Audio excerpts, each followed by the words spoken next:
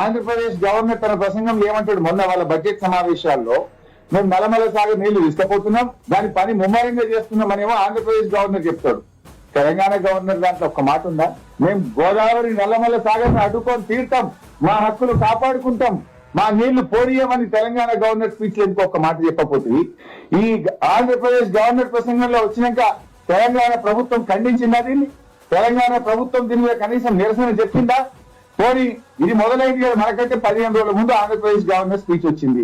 Telangana governor speech ఏముండాలి?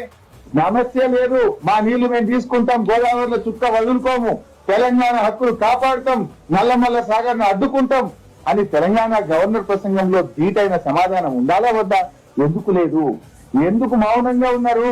ఎందుకు మొద్దు నిద్రపోతున్నారు అని నేను అడుగుతా ఉన్నా. ఇటు మినిట్స్ మీద స్పందించరు, ఇటు గవర్నర్ ప్రసంగం మీద స్పందించరు.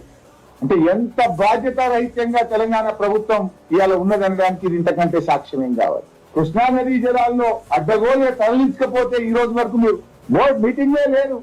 ఇవాళ 80% ఆంధ్రప్రదేశ్ తీసుకుపోయింది కృష్ణా జిల్లాల్లో, 80%. అయినా మీరు మాట్లాడరు. ఇటు గోదావరిలో ఉన్న హక్కును వాడు కథం పడుతుండ్రు, దీని మీద మాట్లాడరు.